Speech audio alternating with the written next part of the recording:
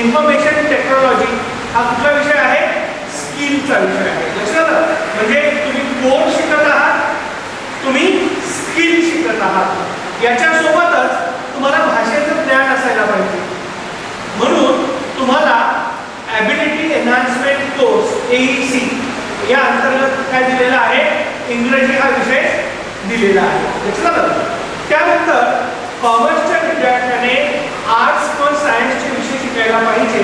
म्हणून generic elective GE हा आंतरविद्याशाखीय, म्हणजे कॉमर्सच्या विद्यार्थ्याला कॉमर्सचा विषय घ्यायचा नाही, त्याने आर्ट्सचा विषय घ्यायचा, आणि आर्ट्सच्या विद्यार्थ्याने कॉमर्सचा विषय घ्यायचा, असं काय केलेलं आहे? आंतरविद्याशाखीय जेनरिक इलेक्टिव्ह आलेला आहे. आणि याच्यासोबतच आपली जी शिक्षण पद्धती आहे ही मॉडर्न शिक्षण पद्धती नाहीये, मॅकॉले शिक्षण पद्धती नाहीये, तर आपल्याला एक वारसा आहे. आपल्या भारतीय संस्कृतीमध्ये शिक्षण हे अनेक दशकांपासून दिलं जात आहे, आणि ते जे शिक्षण दिलं जातं आपल्याला आपल्या इतिहासाची माहिती व्हावी म्हणून तुम्हाला IKS आहे, इंडियन नॉलेज सिस्टीम, म्हणजे भारतीय ज्ञान परंपरा किंवा भारतीय ज्ञान दर्शन. कारण आपल्या इथे शिक्षण हे आजचं आहे का 100 वर्ष जुनं आहे का? तर नाही. आपल्याकडे शिक्षण वेदांच्या काळापासून दिलं जात आहे, आणि मग ते शिक्षण कशा पद्धतीने बदलत गेलं तो इतिहास तुम्हाला माहिती असावा. याच्यासाठी तुम्हाला काय देण्यात आलेलं आहे? भारतीय ज्ञान परंपरा किंवा भारतीय ज्ञान दर्शन, ज्याला इंग्रजीमध्ये आपण म्हणतो IKS, इंडियन नॉलेज सिस्टीम. आणि याच्यासोबतच विद्यार्थ्यांमध्ये कम्युनिटी सर्व्हिस वाढावी, विद्यार्थ्यांमध्ये सामाजिक विषयांची जाण वाढावी म्हणून तुम्हाला NCC, NSS या पद्धतीचे विषय दिलेले आहेत. म्हणजे सातोरी विद्याशाखा तुम्ही निवडलेली आहे, त्या विद्याशाखेचं ज्ञान तुम्हाला दुसऱ्या विद्याशाखेचं ज्ञान, तुम्हाला रोजगाराभिमुख स्किल्स भेटावं याची सोय, तुम्हाला भारतीय ज्ञान परंपरेची ओळख व्हावी याची सोय, तुम्हाला सामाजिक प्रश्नांची जाण असावी, समाजामध्ये काम करण्याची तुमची प्रवृत्ती वाढावी, श्रमाला प्रतिष्ठा भेटावी म्हणून NSS, NCC या विषय आणि भाषा विषय या पद्धतीचं एकत्रित एक बुके, एकत्रित एक पद्धती देण्याचा प्रयत्न जो करण्यात आला तो करण्यात आला नॅशनल एज्युकेशन पॉलिसी. लक्षात आलं? त्यामुळे नॅशनल एज्युकेशन पॉलिसीमध्ये आपण जे काही शिकत आहोत ते आपण मार्क्समध्ये शिकत नाही, ते आपण क्रेडिटमध्ये शिकतोय. कशा शिकतोय? क्रेडिट. म्हणजे आपलं BCom हे 44 क्रेडिटचं आहे. किती क्रेडिटचं आहे? 44 क्रेडिट्स. पहिल्या सेमिस्टरमध्ये आपल्याला 22 क्रेडिट आहेत आणि दुसऱ्या सेमिस्टरमध्ये आपल्याला 22 क्रेडिट आहे. 22 + 22 = 44 क्रेडिटचं आपलं टोटल BCom आहे. Okay, BCom first year. क्रेडिटचा अर्थ आहे 1 क्रेडिट = 25 मार्क. 1 क्रेडिट म्हणजे किती मार्क? म्हणून तुमचं जे मेजर तुम्ही शिकताय ते तुमचे 4 क्रेडिटचं आहे. म्हणजे अकाउंट्सचे एका आठवड्यात किती तास होतात? 4. इकॉनॉमिक्सचे किती होतात? 4. स्टॅटिस्टिक्सचे किती होतात? 4. लक्षात आलं? म्हणजे 25 × 4 अकाउंट हा 100 मार्काचा आहे. त्यानंतर बिझनेस इकॉनॉमिक्स हा 100 मार्काचा आहे. स्टॅटिस्टिक्स हा 100 मार्काचा आहे. लक्षात आलं? IT जे स्किल तुम्ही शिकता तो 2 क्रेडिटचा आहे. किती क्रेडिटचा आहे? 2. म्हणून त्याची तुम्हाला 50 मार्काची परीक्षा राहील आणि तास किती आहे? 2. लक्षात आलं? IKS 2 क्रेडिट, आठवड्यात तास 2, 50 mark. AEC ability enhancement course 2 credit म्हणजे 50 मार्क. म्हणजे तुमचे जे 22 क्रेडिट आहे त्यापैकी 12 क्रेडिट हे मेजरचे झाले आणि 10 क्रेडिट हे मायनर, ॲबिलिटी, स्किल याचे झाले. या पद्धतीने तुमचे 22 क्रेडिट BCom फर्स्ट सेमिस्टरला होते, 22 क्रेडिट सेकंड सेमिस्टरला होते. आता नॅशनल एज्युकेशन पॉलिसीचं जे दुसरं वैशिष्ट्य आहे ते आहे मल्टिपल एंट्री मल्टिपल एक्झिट. तुम्ही BCom झाला, फर्स्ट इयर केलं आणि तुम्हाला वाटतं की आम्हाला आता शिकायचं नाही, मला गॅप घ्यायचं आहे तर तुम्हाला दिलं जाईल सर्टिफिकेट. आणखी एक तुमची परीक्षा घेतली जाईल आणि तुम्हाला काय दिलं जाईल? सर्टिफिकेट. तुम्ही बाहेर घेऊ शकता, एक्सपिरियन्स घेऊ शकता, पुन्हा येऊ शकता सेकंड इयरला. लक्षात आलं? जर तुम्ही तसं केलं नाही, सेकंड इयर केलं आणि बाहेर जायची वेळ आली, तुम्हाला वाटलं बाहेर जावं, तर तुम्हाला दिलं जाईल डिप्लोमा. फर्स्ट इयरमध्ये तुम्हाला भेटेल सर्टिफिकेट, सेकंड इयरमध्ये तुम्हाला भेटेल डिप्लोमा, थर्ड इयरनंतर तुम्हाला भेटेल डिग्री. थर्ड इयरनंतर तुम्हाला काय भेटेल? डिग्री. फोर्थ इयरनंतर तुम्हाला भेटेल डिग्री विथ रिसर्च. फोर्थ इयरनंतर काय भेटेल? आणि 5व्या वर्षात म्हणजे आता पहा, आपलं बीकॉम पहिले 3 वर्षाचं होतं, आताही 3 वर्षाचं आहे, बरोबर. पीजी 2 वर्षाचं होतं. आता नॅशनल एज्युकेशन पॉलिसीमध्ये तुमचं ग्रॅज्युएशन झालं 4 वर्षाचं आणि पोस्ट ग्रॅज्युएशन झालं 1 वर्षाचं.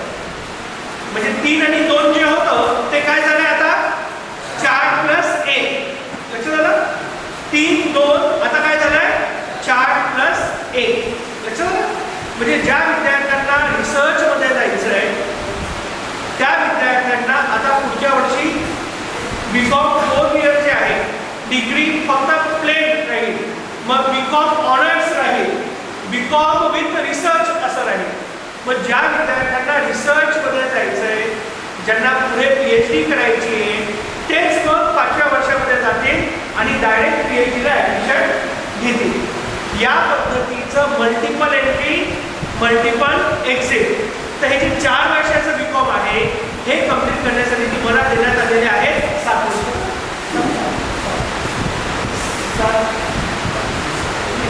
7 वर्ष दिलेले आहेत. या 7 वर्षात तुम्हाला म्हणजे मी फर्स्ट इयर केलं, मी बाहेर जाऊ शकतो, मी एक्सपिरियन्स घेऊन वापस येऊ शकतो, पुन्हा सेकंड इयर करू शकतो. तर याला म्हटलंय मल्टिपल एंट्री, मल्टिपल एक्झिट. या पद्धतीची जी एक विद्यार्थ्यांना लक्षात ठेवून, विद्यार्थ्यांना सुविधाजनक, विद्यार्थ्यांना वेगवेगळ्या विषयांचं ज्ञान देणारी व्यवस्था बनवण्याचं कार्य जे केले ते आहे नॅशनल एज्युकेशन पॉलिसी. ॲडमिशन घेत असताना तुम्हाला एक विषय गोष्ट मागण्यात आली होती, ती होती academic bank of credit, ABC. ABC ID आहे का? ABC ID आहे का? बरोबर. आणि तुम्हाला ABC ID बनवायला लावतात. तर हे काय आहे? जसं आपण बँकेत पैसे ठेवतो तसं NAB मध्ये आपण काय मिळवणार आहोत? क्रेडिट. काय मिळवणार आहोत? क्रेडिट. तर तुमचे क्रेडिट डिजिटली जमा होतील. कुठल्या बँकेत? अकॅडमिक बँकेत, अकॅडमिक बँक ऑफ क्रेडिट. यामुळे काय होणार आहे? यामुळे तुम्हाला इतर संस्था IIT असतील, IIM असतील, यांचे जे कोर्स आहेत ते करण्याची सुद्धा संधी प्राप्त होणार आहे. तुम्हाला फ्लेक्झिबिलिटी येणार आहे. स्वयं आणि मूक हे ऑनलाईन प्लॅटफॉर्म आहेत, याच्या माध्यमातून तुम्ही इतर संस्थांचे, पहिले काय होतं, पीपल्सचे ॲडमिशन घेतलं, पीपल्सचाच अभ्यासक्रम करा, बाहेरचा कोर्स करण्याची मान्यता नव्हती, पद्धती नव्हती. आता तसं राहणार नाही. तुम्हाला जर वाटलं की तुम्ही डिजिटली किंवा ऑनलाईन ते शिक्षण घेऊ शकता, तर तुम्हाला अकॅडमिक बँक ऑफ क्रेडिटच्या माध्यमातून इतर इन्स्टिट्यूटचे कोर्स करण्याची सुद्धा सुविधा नॅशनल एज्युकेशन पॉलिसी तुम्हाला देते. म्हणजे नॅशनल एज्युकेशन पॉलिसीमध्ये फ्लेक्झिबल लर्निंग आहे, मल्टिपल एंट्री आणि एक्झिट आहे, इंटरडिसिप्लिनरी लर्निंग आहे, स्किल बेस्ड लर्निंग आहे.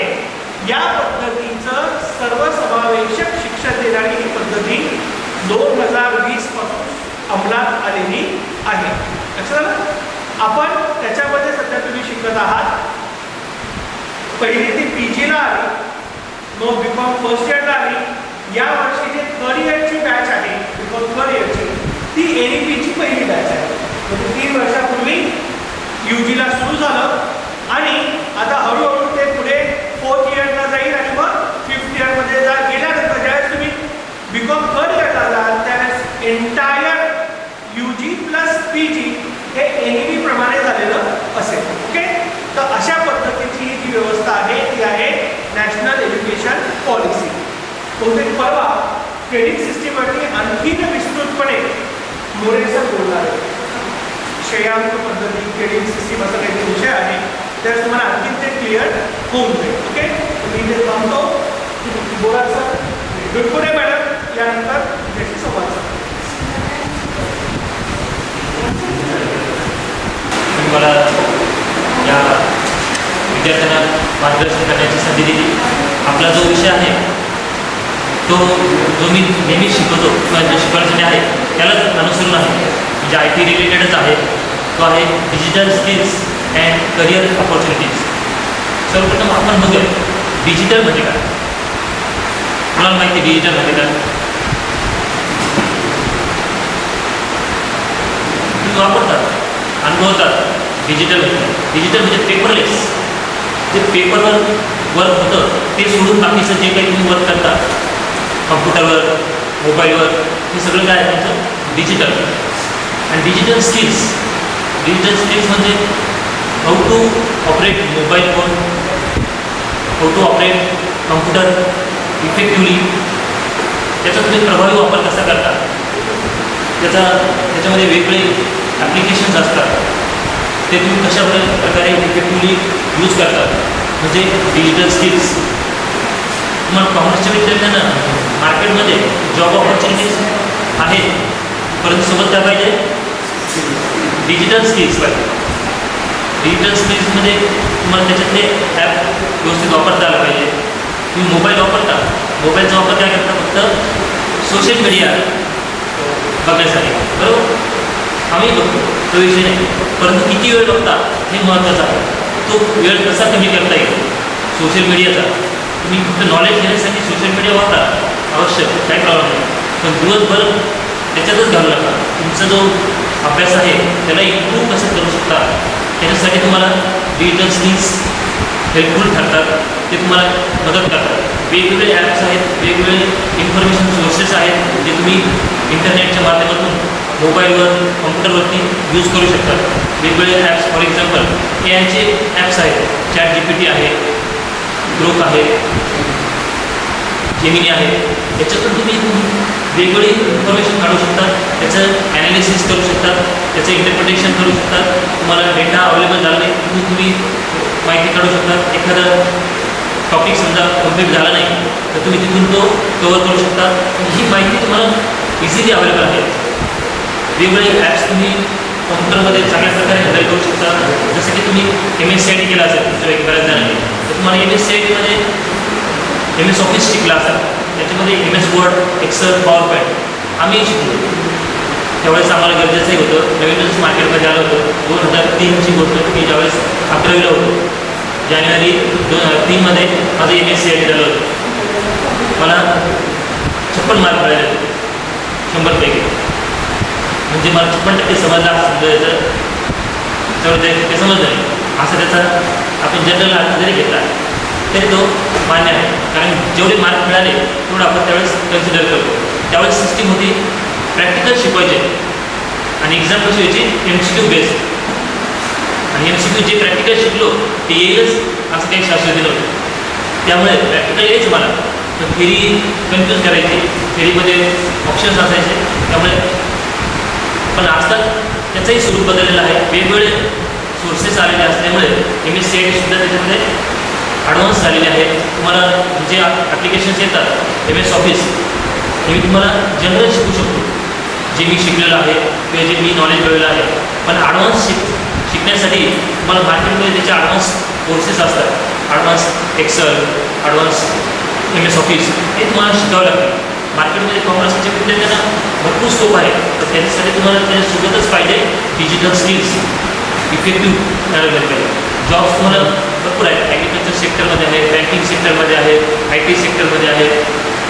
तुम्हाला कोर्स करावा लागतात. त्याच्यासाठी उदाहरणार्थ तुम्ही GSTचा कोर्स केला असेल, टॅलीचा कोर्स केला असेल, MS ऑफिस केला असेल, हे जर तुम्हाला इफेक्टिव्ह येत असेल तर तुम्ही ऑर्डिनरी ग्रॅज्युएट कॉमर्स स्टुडंट्स आणि तुम्ही विथ डिजिटल स्किल्स त्याच्यामध्ये निश्चितच डिफरन्स जाणवेल आणि तुम्हाला मार्केटमध्ये चांगल्या प्रकारच्या जॉब ऑपॉर्च्युनिटीज मिळतील. त्यामुळे तुम्ही तुमचा जो वेळ आहे तो फक्त मोबाईलमध्ये सोशल मीडिया वापरण्यासाठी वेस्ट करू नका. तर तुम्ही त्याच्यामध्ये तुम्हाला आणखी ॲडव्हान्स काय शिकता येईल स्पोकन इंग्लिशचे क्लासेस घेण्यासुद्धा ॲप आहेत. दररोज तुम्ही अर्धा ते 1 तास जरी वेळ दिला तर तुमच्यामध्ये निश्चितच ग्रॅज्युएशन होईपर्यंत तुमच्यामध्ये विथ इफेक्टिव्ह इम्प्रेसिव्ह बदल दिसून येईल. जर तुम्हाला भविष्यामध्ये तो चांगलं करिअर करण्यासाठी निश्चितच हेल्प करेल. थँक्यू. यानंतर आज मला पर्सनॅलिटी डेव्हलपमेंट आणि कम्युनिकेशन स्किल्स यावर विषय दिलेला आहे. तर आज आपण बोलूया काही व्यक्तिमत्व विकास. आपण मराठीत ज्याला म्हणतो त्याला इंग्लिशमध्ये आपण पर्सनॅलिटी डेव्हलपमेंट असं म्हणतो. आता महत्त्वाचा विषय हा आहे की तुम्ही आता कॉलेजचे विद्यार्थी आहात आणि कॉलेज जीवन हा तुमच्या आयुष्यातील महत्त्वाचा टप्पा आहे असं तुम्हाला वाटतं की नाही? पण नुसतंच इथं येणं आणि फक्त पदवी घेणं हा भाग न ठेवता एक स्वतःची ओळख आपण इथं निर्माण करायची असते आणि त्यासाठी आपण कॉलेज जीवनात प्रवेश करत असतो. पण याचा फायदा कसा घ्यायचा? तर याच्यामध्ये आपण स्वतःला कसं विकसित करू शकतो. मग आता पर्सनॅलिटी म्हणजे फक्त चांगलं दिसणं आहे का? मग काय वाटतं तुम्हाला?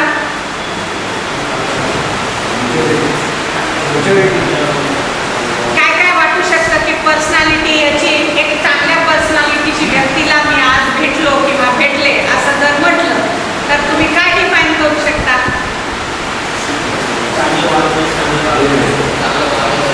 येस, भरपूर मुद्दे आहेत. काय आहे तर बाह्य जे तुमचा अपीअरन्स आहे, जसं तुम्ही ड्रेसअप करता त्याला तुम्ही 20% द्यायचं आहे. पण जेव्हा तुम्ही बोलता ज्याला आपण आंतरिक गुण असं म्हणतो ते 80% असले पाहिजे. मग या आंतरिक गुणामध्ये आपल्या व्यक्तिमत्वाचा भाग 100% दिसून येतो. मग ह्या दिसून येण्यामध्ये तुमचा आत्मविश्वास आहे, तुमचं संवाद कौशल्य आहे. मग आता संवाद कौशल्य म्हणजे काय? तर संवाद कौशल्य म्हणजे तुम्ही काय कसं बोलता. काय बोलतापेक्षा तुम्ही कसं बोलता. बोलताना तुम्ही कशा तुमचा टोन आहे, कसे तुमचे हावभाव आहे. तुम्ही क्लासमध्ये लेक्चर ऐकता रोज, येस, आणि तुम्ही आपापसात बोलता येस. तुम्ही एक्सप्रेशन देता येस देता. मग तुमच्या क्लासमध्ये टीचर उभी असते, ती तुम्हाला ज्ञानार्जन करत असते आणि तुम्ही how you give the expression you know yourself. Yes, I will not explain here. बरोबर.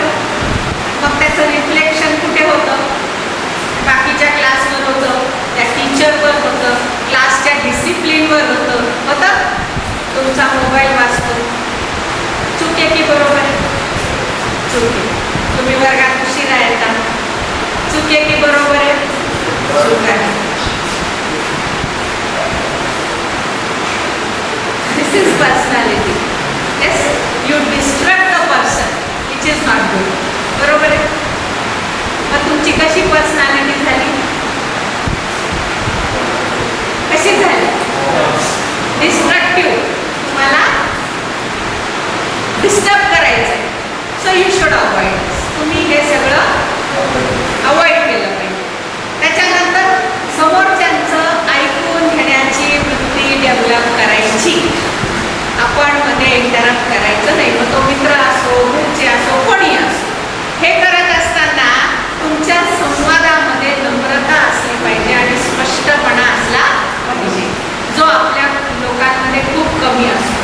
नम्रता कमी असते, स्पष्टपणा कमी असतो.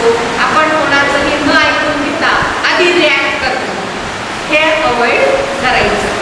आपली पर्सनॅलिटी आपण कशी डेव्हलप करू शकतो तर ह्या संवाद कौशल्याने डेव्हलप करू शकतो. त्याचबरोबर तुमची बॉडी लँग्वेज, देहबोली खूप महत्त्वाची आहे. कधीही कुठल्याही गोष्ट कोणालाही सांगताना तुम्ही नजरेला नजर मिळवून बोललं पाहिजे. त्याच्यातून तुमचा आत्मविश्वास दिसून येतो आणि हा आत्मविश्वास समोरच्याच्या लक्षात येतो आणि तो पण तुमच्याशी त्याच लेवलने वागण्याचा प्रयत्न करतो. त्याच्यानंतर चालताना बोलताना तुमची मुद्रा, तुमचं कधी पण. तुम्ही कसे बसले, कसे चालताय, हे योग्य नाही. कारण तुम्ही जशी तुम्हाला सवय लावता स्वतःला, तशी तुमची ती पर्सनॅलिटी डेव्हलप होत जाते. त्याच्यानंतर तुम्ही कॉलेजमध्ये खूप वेळ घालवता ना. किती तास असता तुम्ही कॉलेजमध्ये? 4-5 तास असता. मग तुम्ही वेळेचं नियोजन करता का? करता? चांगली गोष्ट. मग कॉलेजमध्ये अभ्यास आहे, मित्र आहे, सोशल मीडिया आहे ना. कुठे वेळ जातोय काही लक्षात येतं नाही. अर्धा दिवस आपला कसा निघून जातो अजिबात लक्षात येत नाही. तर प्रत्येक कामासाठी एक वेळ निश्चित करा, जेणेकरून तुम्हाला वेळेचं महत्त्व लक्षात येईल. आणि जिथं वेळेचं महत्त्व लक्षात येतं तिथं आपोआपच यश मिळायला लागतं. त्यानंतर आपल्याला एक सगळ्यांना सवय असते आजचं काम थोड्या वेळाने करायचं, आजचं काम उद्या करायचं, बरोबर आहे ना. त्याच्याशी थोड्या लेक्चर संपल्यावर बोलला असतास तरी चाललं असतं, हो ना. आपण करतो ना, ती एक म्हण आहे, कल करे सो आज कर, आज करे सो अब. ही सवय सगळ्यांनी जर आत्मसात केली तर आपलं टाईम मॅनेजमेंट 100% व्यवस्थित होऊ शकतं. मग हे करत असताना तुम्हाला सगळ्या गोष्टीत सकारात्मक दृष्टिकोन ठेवावा लागतो, पॉझिटिव्ह ॲटिट्यूड. परिस्थिती कशी असो, प्रत्येकाची परिस्थिती चांगली असेल, रोज सारखीच असेल असं नाही. कधी काही गोष्टी जमतात, कधी काही गोष्टी जमत नाही. मग जमत नाहीत म्हणून सोडून द्यायच्या का? नाही. त्याऐवजी मी हे नक्की करून बघेन. Let us try once. Yes, आपण आपल्याला स्वतःला एक चान्स कधीही दिला पाहिजे. कारण तशी जर आपण आपली पर्सनॅलिटी डेव्हलप करत गेलो तर आपले कुठलेही चान्स मिस होत नाही. आणि हे तुम्हाला करायला रोज वाचन करणं गरजेचं आहे. वाचन किती वेळ करा? कमीत कमी 10 मिनिट रोज वाचा. काय वाचणार? वर्तमानपत्र, मासिक. याच्यातनं काय होईल? मी नेहमी सांगते क्लासमध्ये की तुमचं इंग्लिश सुधारण्यासाठी तुम्ही 10 मिनिट रोज इंग्लिश न्यूजपेपर वाचा. त्याच्यातले अवघड शब्द अंडरलाईन करा, एका पुस्तकात घ्या, त्याचा मराठी अर्थ शोधा, म्हणजे तुमचा शब्दकोश वाढतो. येतंय लक्षात? काय होईल याच्यातून? शब्दकोश वाढेल, ज्ञान वाढेल, शब्द कुठं वापरायचा कळेल, भाषेमध्ये सुधार होईल. त्यामुळे नवीन गोष्टी काय असतील हे शिकायला मिळेल. व्यायाम करा. शरीर आरोग्य, शरीर निरोगी, मन निरोगी अशी एक म्हण आहे. त्यामुळे या सगळ्या गोष्टी जर तुम्ही केल्या तर तुमची पर्सनॅलिटी आपोआपच डेव्हलप होईल. आणि सकारात्मक लोकांबरोबर राहायचा प्रयत्न करा, जेणेकरून तुमचं व्यक्तिमत्व पण सकारात्मक दृष्टिकोन ठेवून तुम्हाला पुढे नेण्याला मदत करेल. सरांनी जे NEP सांगितलंय, तुम्ही खूप लकी आहात की तुम्हाला या NEP मध्ये शिकायला मिळतंय. आम्हाला हे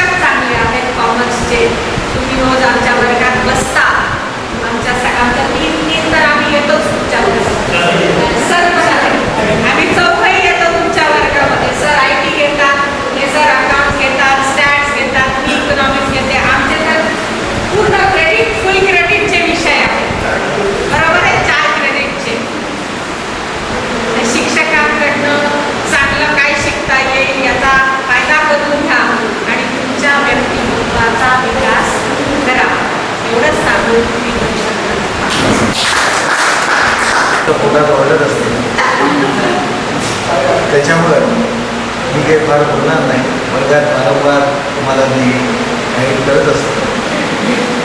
फिनान्शियल मार्केटवर आपण जे स्टॅटिस्टिक्स शिकतो त्याचा आणि फिनान्शियल मार्केटचा फार जवळचा संबंध आहे.